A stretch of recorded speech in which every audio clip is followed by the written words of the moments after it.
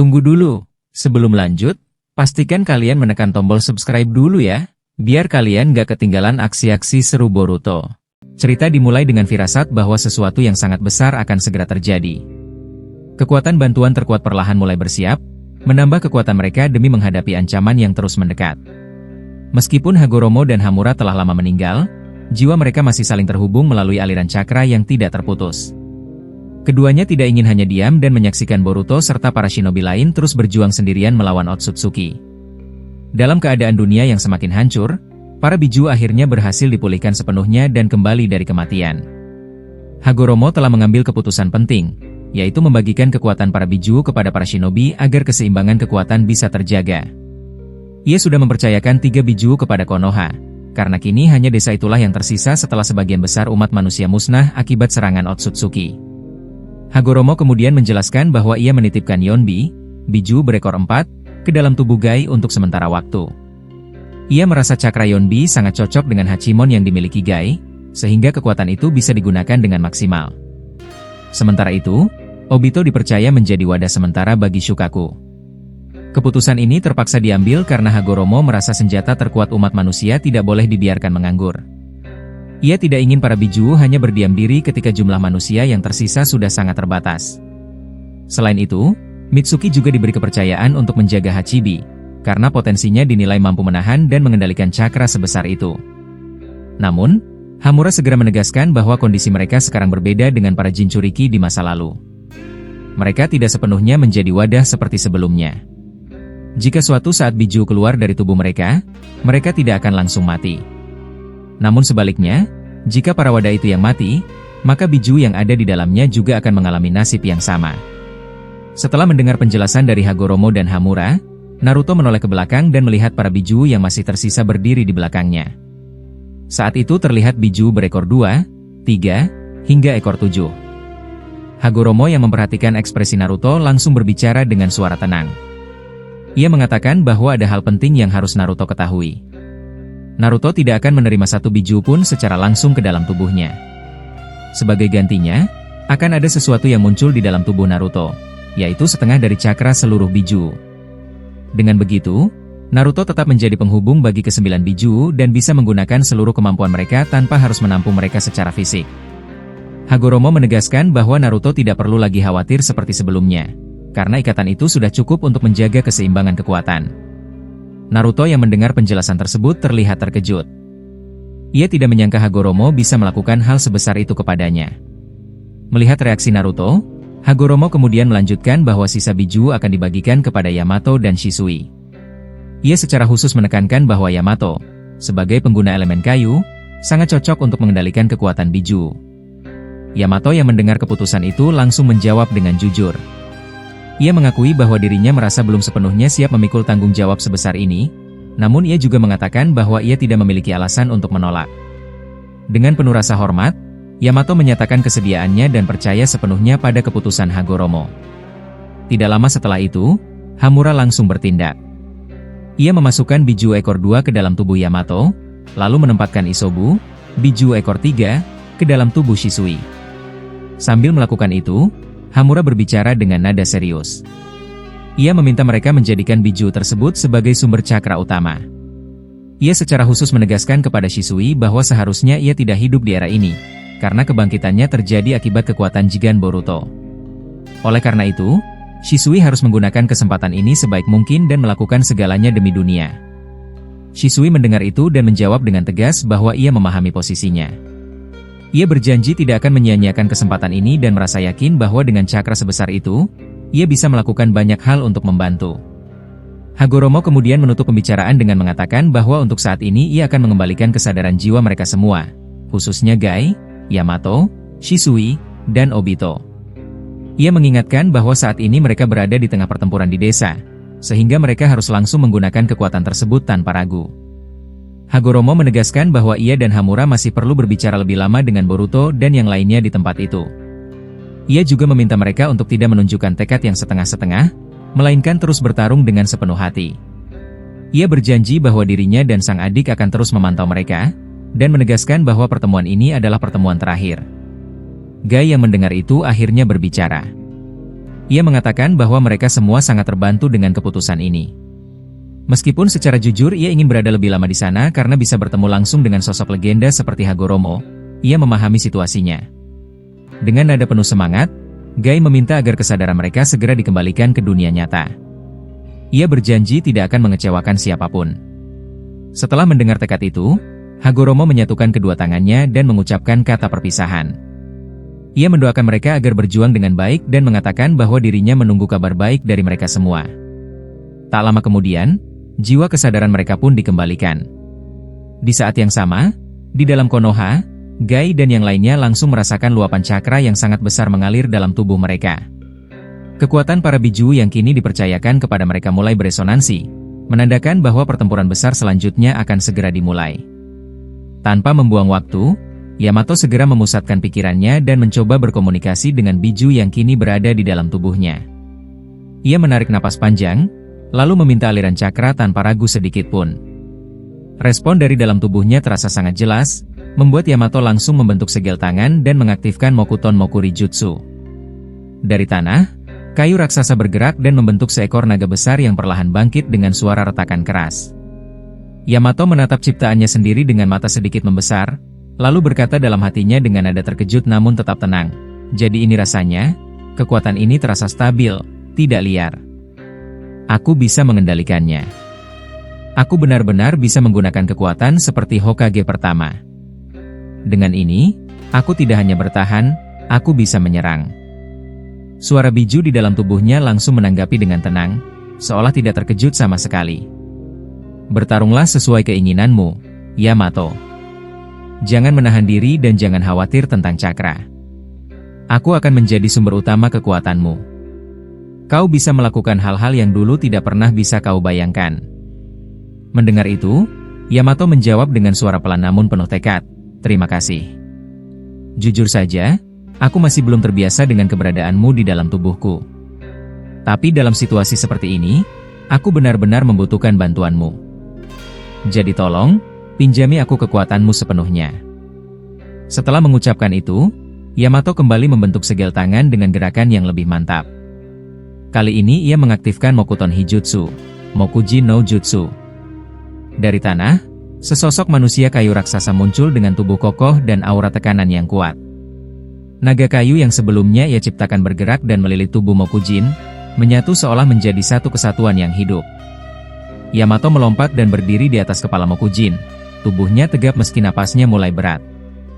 Dengan suara yang jelas, ia berkata, "Aku sudah siap. Kalau harus mati di sini, itu tidak masalah bagiku. Yang penting, aku akan bertarung sampai akhir dan tidak membiarkan mereka melangkah lebih jauh."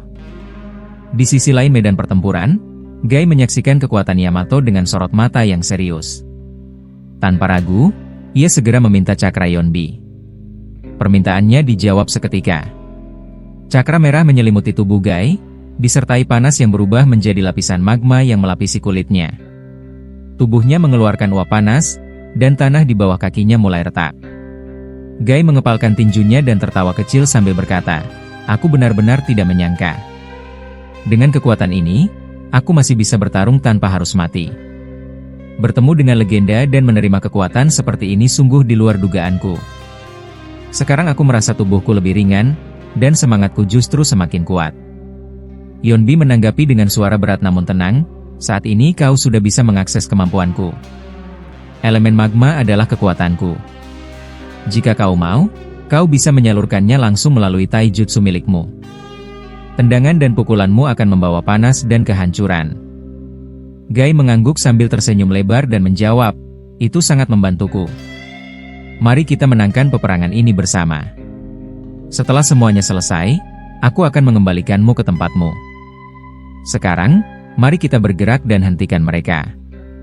Sementara itu, di tempat lain, Hagoromo perlahan mendekati Naruto. Ia mengangkat tangannya dan menyentuh dahi Naruto dengan lembut. Dengan suara tenang namun penuh makna, ia berkata, "Naruto, aku mempercayakan kekuatanku kepadamu.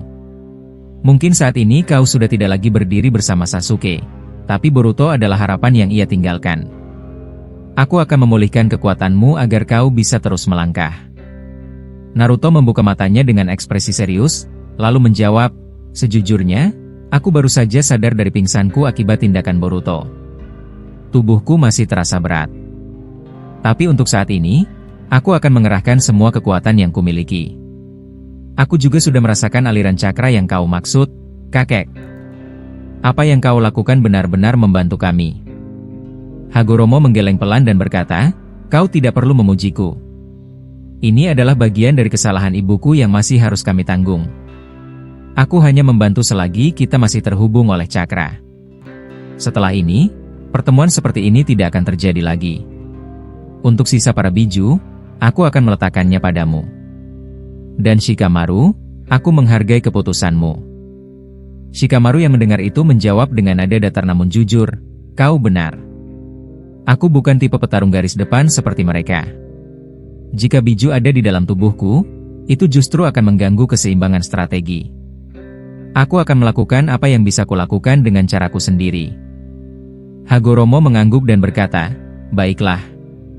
Kalau begitu, aku akan memasukkan sisa biju ke dalam tubuhmu, Naruto.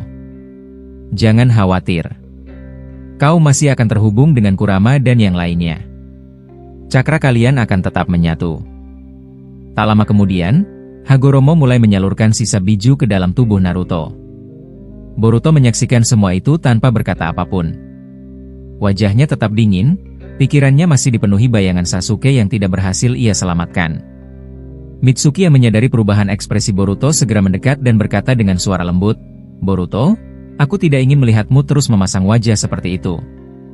Aku tahu beban yang kau pikul sangat berat, dan kau melewatinya sendirian. Tapi mulai sekarang, aku akan berada di sampingmu, apapun yang terjadi. Boruto tidak menjawab. Ia hanya menggenggam tangannya dengan kuat, seolah menahan sesuatu di dalam dirinya. Tidak lama kemudian, Hagoromo melemparkan pedang Rikudo ke arah Boruto. Dengan suara tegas ia berkata, aku tahu Godama milikmu sudah hancur. Gunakan pedang ini.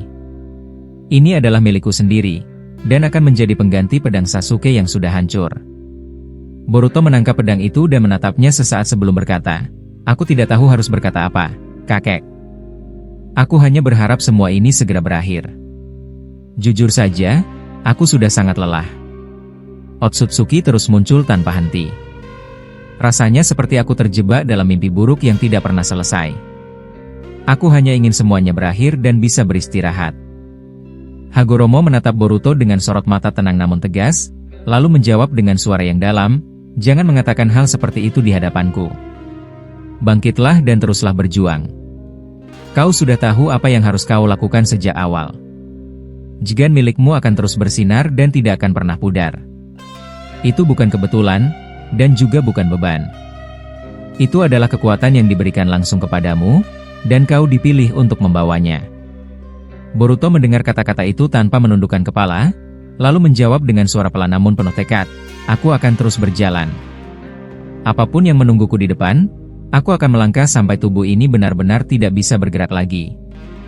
Mendengar jawaban itu, Hagoromo segera menyiapkan jutsunya bersama Hamura.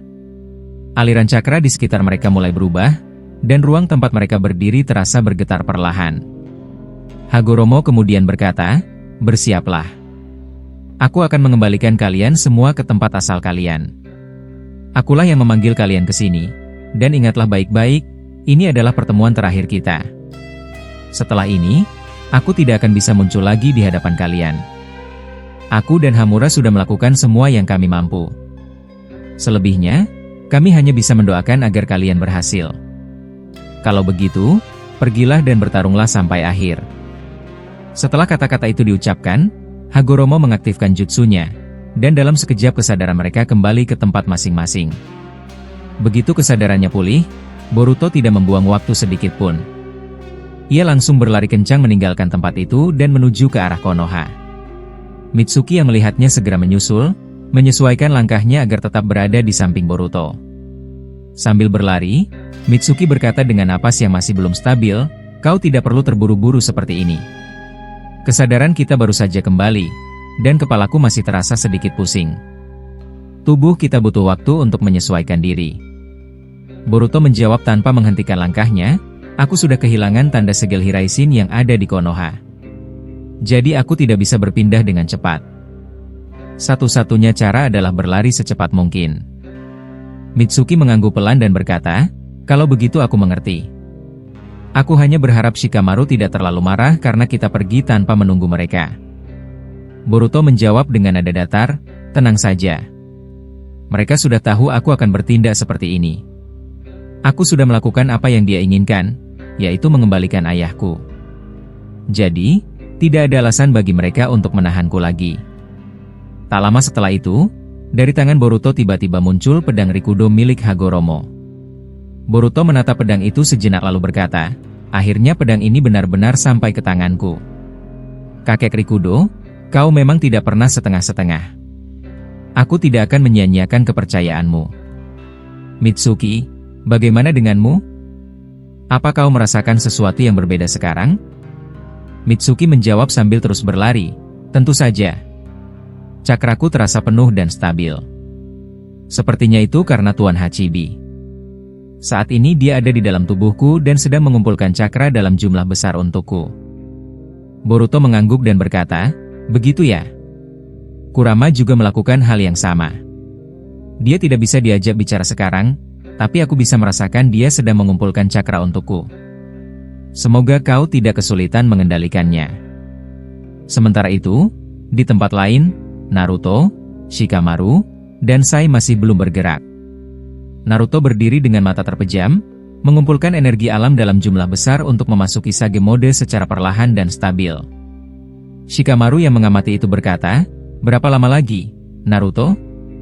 Sepertinya Boruto sudah bergerak tanpa bisa kita kendalikan. Dia pergi sendiri bersama Mitsuki." Naruto membuka matanya sedikit dan menjawab dengan tenang, "Tunggu sebentar lagi. Aku baru saja sadar, dan tubuhku butuh waktu untuk menarik cakra Sage dengan benar. Jangan khawatir, anak itu tahu apa yang harus dia lakukan untuk saat ini." Shikamaru menghela napas lalu berkata, "Ya, walaupun caranya selalu merepotkan, seperti membuatmu pingsan. Tapi sudahlah, aku tidak ingin memperdebatkan itu lagi. Aku masih menyayangkan kematian Sasuke dan Kawaki, tapi sekarang bukan waktunya. Sai, siapkan jutsu terbangmu. Kita akan bergerak sebentar lagi." Mendengar perintah itu, Sai langsung menjawab, "Baik. Aku akan menggunakan sesuatu yang lebih cepat dari biasanya."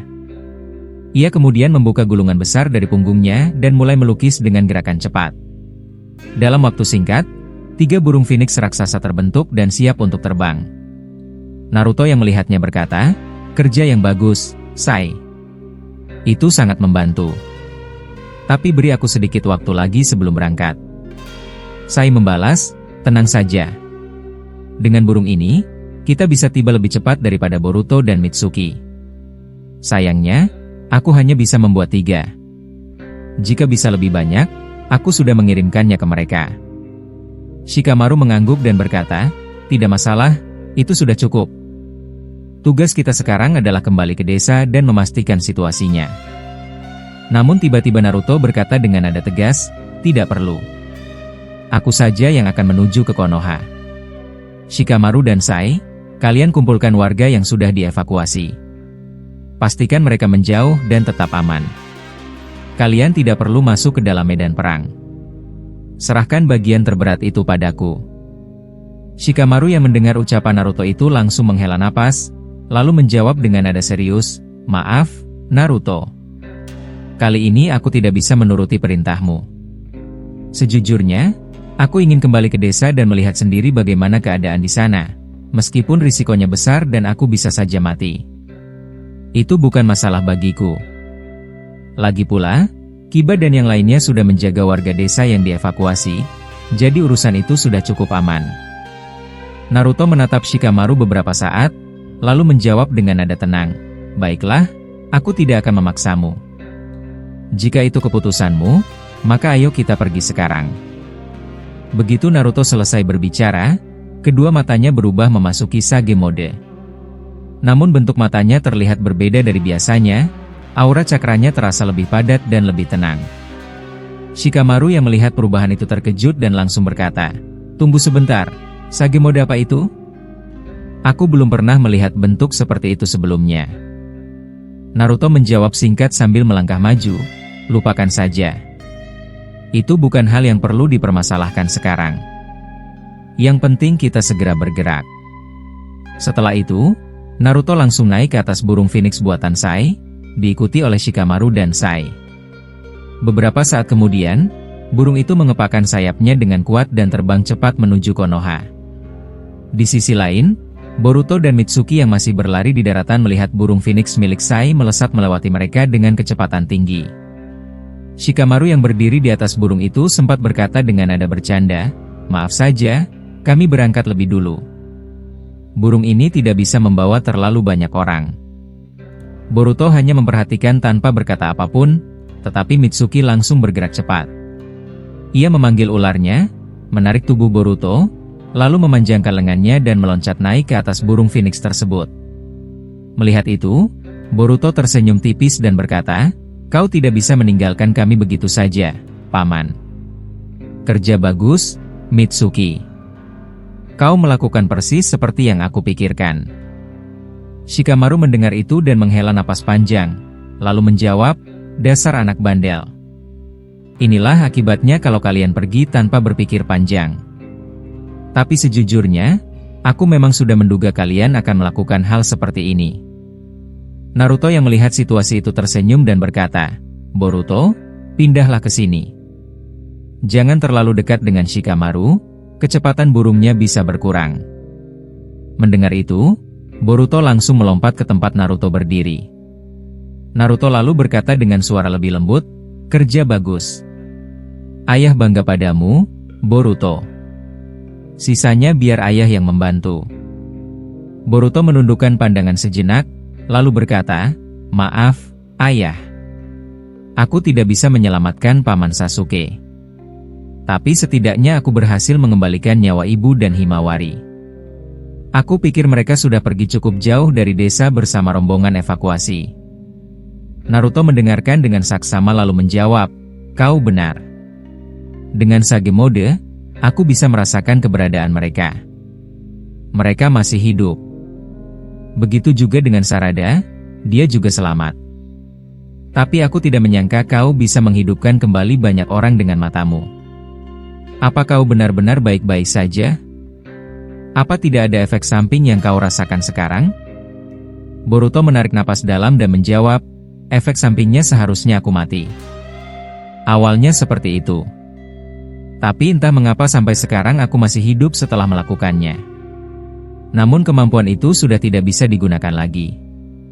Itu adalah yang pertama dan terakhir kalinya. Karena itulah, Paman Sasuke tidak bisa aku selamatkan. Aku benar-benar merasa kecewa." Naruto mendengar itu lalu berkata dengan nada tegas namun menenangkan, "Kau sudah melakukan yang terbaik. Sasuke juga sudah melakukan apa yang dia bisa. Jangan terlalu larut dalam rasa bersalah. Kita masih harus terus maju."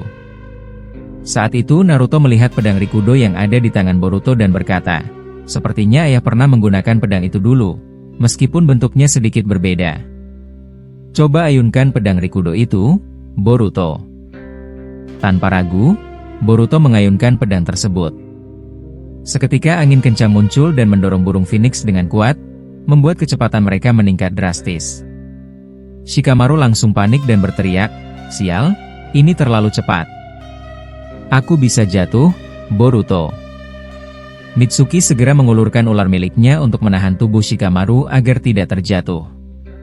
Boruto berkata, "Maaf, Paman. Tapi dengan cara ini kita bisa lebih cepat sampai ke desa." Naruto melihat kejadian itu sambil tersenyum kecil.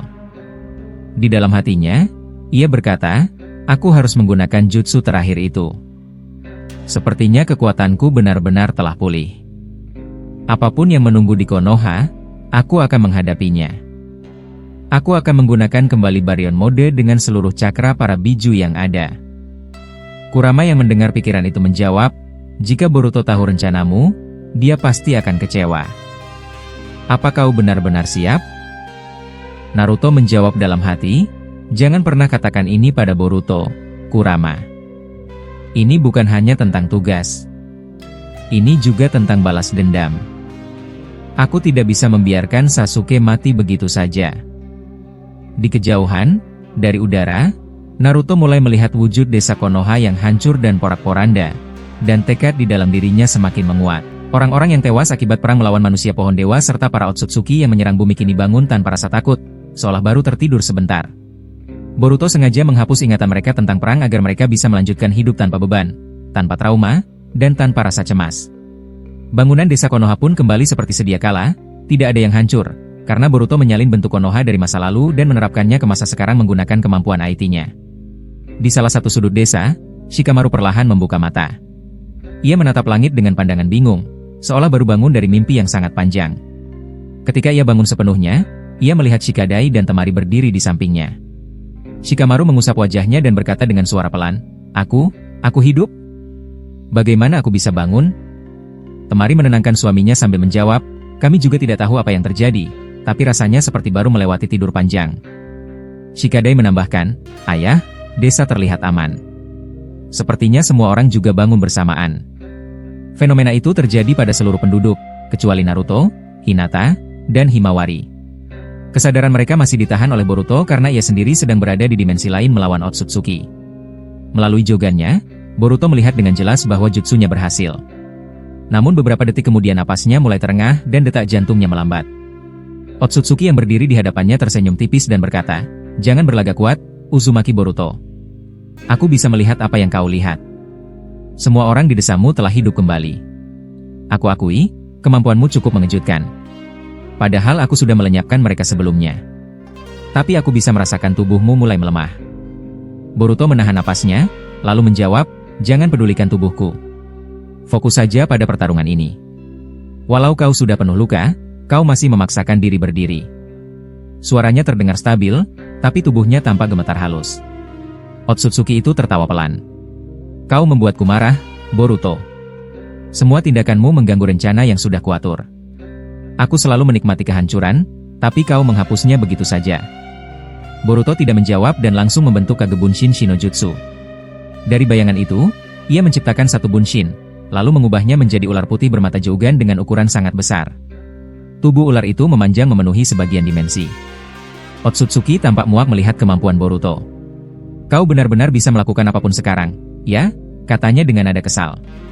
Boruto melompat ke atas kepala ular raksasa itu dan berkata panjang, "Dengan kekuatan ini aku bisa menahanmu, tapi aku tahu matamu di dahi tinggal 2. Kalau aku menghancurkan 2 mata itu, pertarungan kita bisa selesai. Aku tidak ingin memperpanjang ini terlalu lama." Otsutsuki membalas, "Sama sepertimu, aku juga bisa melihat matamu mulai redup. Kau dan aku tahu kita tidak bisa mempertahankan kekuatan ini lama-lama. Jadi mari selesaikan tanpa menunda." Setelah berkata demikian, Otsutsuki mengeluarkan jubi miliknya. Namun kali ini wujudnya berbeda. Jubi itu memiliki 11 ekor, bukan 10. Bentuk tubuhnya lebih padat, dan cakra yang mengalir darinya terasa lebih berat dan menekan. Boruto terkejut dan berkata, "Tidak mungkin, itu jubi? Tapi ekornya 11. Jadi selama ini kau masih menyimpan kekuatan lain?" Otsutsuki tertawa keras. "Tentu saja, bocah. Kau pikir hanya kau yang bersiap? Aku juga menyiapkan banyak hal. Sebelum datang ke sini, aku mengubah rekan-rekanku agar bisa menjadi bagian dari monster ini." Boruto memperhatikan jubi itu dengan serius. "Aku bisa merasakan cakra para biju. Jadi benar, kau mengubah mereka menjadi bahan monster ini?" Otsutsuki mengangguk sambil tersenyum dingin. "Betul. Tapi biju yang kau kenal sudah tidak ada. Mereka tidak bisa hidup kembali. Aku sudah mengekstrak habis semua yang ada dalam tubuh mereka." Boruto menghela napas panjang, lalu memberi perintah pada ular putihnya. Ular itu mengembuskan api ungu dari mulutnya, membuat udara di sekitar bergetar. Setelah itu Boruto menghilang menggunakan Hiraishin, berpindah secara acak untuk mencari celah serangan. Namun Otsutsuki sudah memahami pola gerak Boruto. Ia memerintahkan jubi 11 ekor untuk menggerakkan semua ekornya secara liar, menebak lokasi munculnya Boruto. Gerakan itu begitu cepat hingga udara terbelah. Salah satu ekor menangkap ular putih raksasa Boruto dan mencekiknya. Ular itu berusaha melepaskan diri, tetapi kekuatannya tidak cukup. Boruto yang melihat itu langsung meledakkan ular putih tersebut dari dalam. Ledakan besar itu mendorong Otsutsuki jauh ke belakang. Namun monster jubi itu tidak bergeming sama sekali. Tubuhnya bahkan tidak retak sedikit pun. Beberapa detik kemudian, jubi itu membuka mata tambahan. 3 rine saringan sekaligus muncul di wajahnya. Cahaya ketiga mata itu menyinari ruang dimensi dengan warna merah kehitaman. Boruto menatapnya dan berkata, Aku tidak tahu trik apa yang kau lakukan sekarang, tapi kalau itu cara bermainmu, maka aku akan mengikutinya. Di sisi lain, Sasuke dan para shinobi lain melihat seluruh warga Konoha hidup kembali. Sarada terbangun di kamar rumahnya dan keluar bersama ibunya, Mikoto Uchiha. Mereka kebingungan karena waktu terasa meloncat tanpa penjelasan. Namun keadaan tidak dibiarkan kacau. Tobirama muncul dengan cepat, lalu menyentuh bahu semua orang yang ada di sekitar. Menggunakan Hiraishin, ia memindahkan mereka ke ruang Hokage.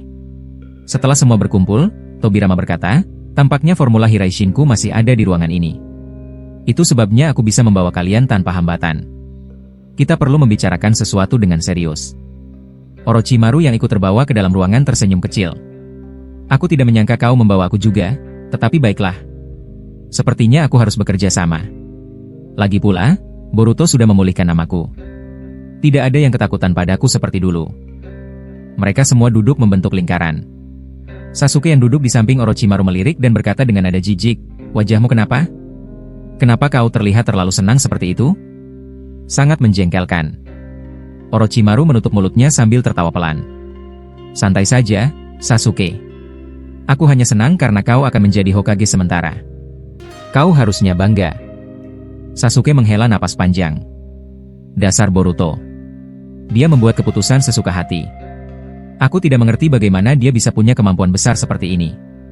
Bahkan dia membuat semua orang percaya bahwa aku adalah Hokage. Tobirama mengangkat tangannya, meminta semua diam. Kita tidak bisa hanya membicarakan hal ini. Kita harus memastikan apakah ucapan Boruto benar soal ingatan penduduk desa yang terhapus. Jika memang demikian, kita perlu memastikan keakuratan jutsunya. Tobirama menatap Orochimaru dan Itachi. Kalian berdua, aku ingin kalian keluar ke desa sekarang.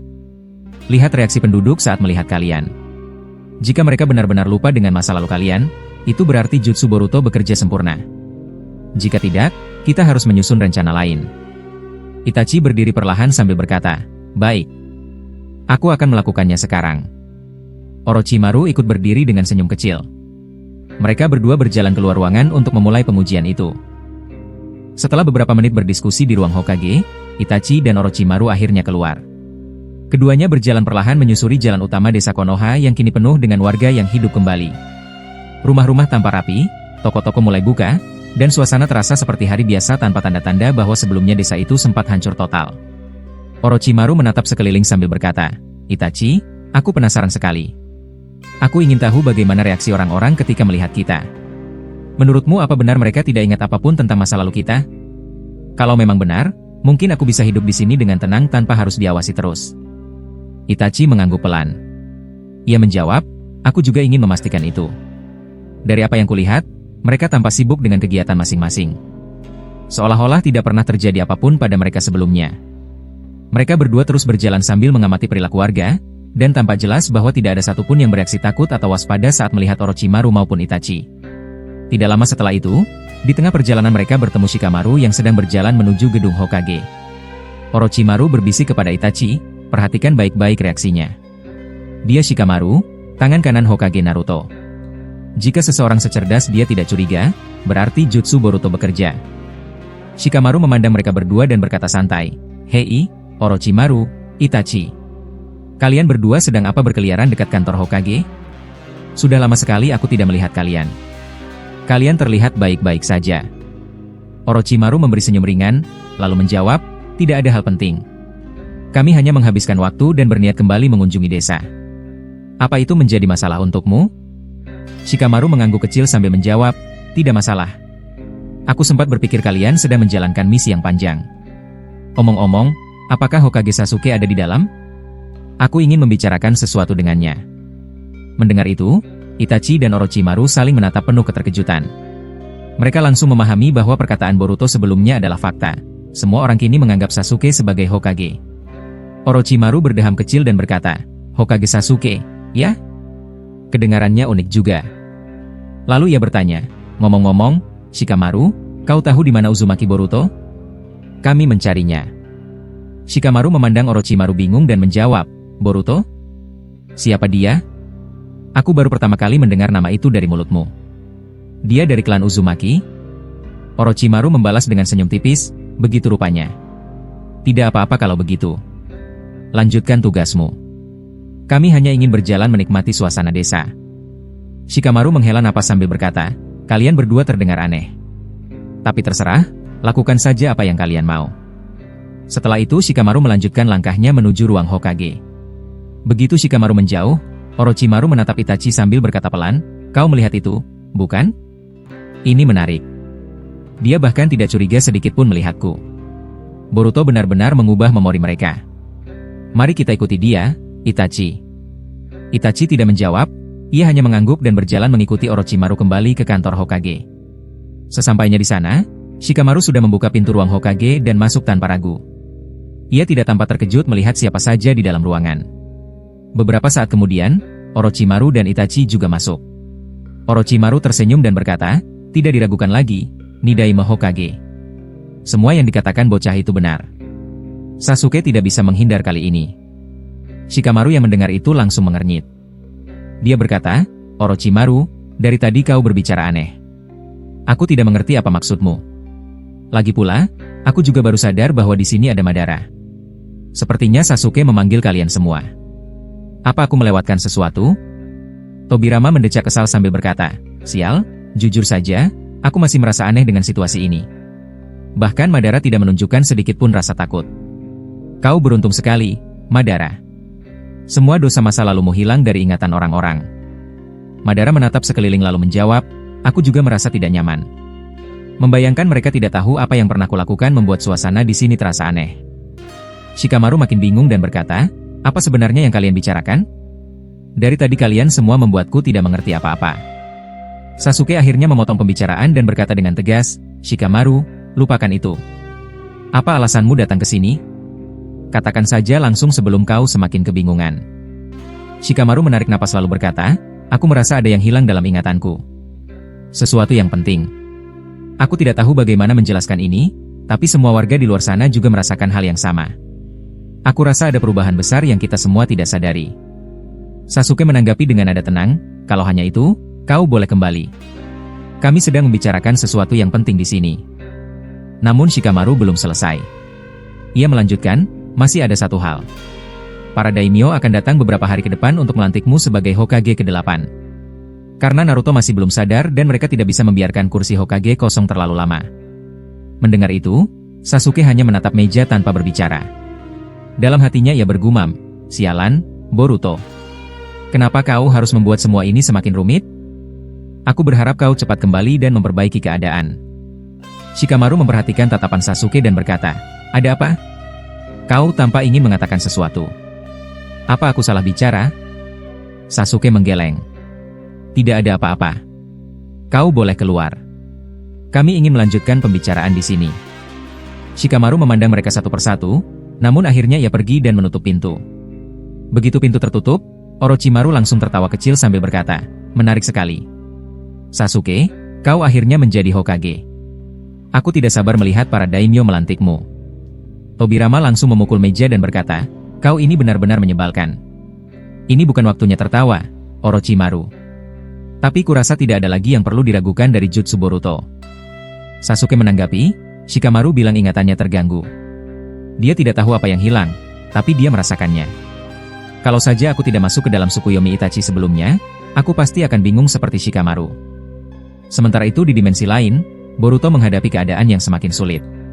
Monster Jubi berekor 11 yang dipanggil Otsutsuki kini berdiri tegak. Wujudnya besar dan mengerikan, dengan 3 mata rina saringan di wajahnya yang menyinari ruang dimensi. Boruto berdiri sambil menahan napas yang mulai tidak stabil. Otsutsuki menatap Boruto dan berkata perlahan, jika saja kau tidak mengunci dimensi ini, aku sudah mengirim monster ini langsung ke Konoha untuk menghancurkan semua yang kau bangun. Tapi tentu saja kau membaca rencanaku dengan joganmu. Boruto mempererat pegangan pada pedang cakra di tangannya. Aku tidak akan membiarkanmu menyentuh desaku. Jadi ayo lanjutkan. Aku tahu kau masih menyimpan banyak serangan. Otsutsuki terkekeh dan memerintahkan Jubi untuk mengangkat 11 ekornya. Masing-masing ekor membentuk tombak cakra yang kemudian diarahkan ke Boruto. Boruto berkata dalam hati, serangan ini bukan sekadar tekanan. Jika aku terlambat sedikit saja, aku bisa mati. Ia membentuk 3 bayangan dan menyebar ke arah yang berbeda, namun Jubi mengikuti pergerakan mereka dengan akurat. Setiap ekor menghantam tanah dan menciptakan lubang besar yang menyebarkan debu. Boruto melompat ke udara sambil melempar kunai bertanda Hiraishin ke berbagai arah untuk memperluas titik teleportasinya. Namun Otsutsuki memperhatikan itu dan berkata, "Aku sudah tahu trikmu. Kau tidak bisa membuatku terkejut lagi." Ia menggerakkan Jubi, membuat kilatan cakra merah keluar dari ketiga mata Rine Saringan. Cahaya itu menyebar dan menutup ruang gerak Boruto, seolah memblokir kemungkinan teleportasi. Boruto mengepalkan giginya dan berkata, "Baiklah, kalau begitu aku harus memaksamu membuka celah." Ia mengumpulkan cakra Jougan dan melemparkan sebuah serangan berbentuk busur cahaya. Tubuh Jubi tidak tertembus, namun getarannya membuat Otsutsuki sedikit terdesak.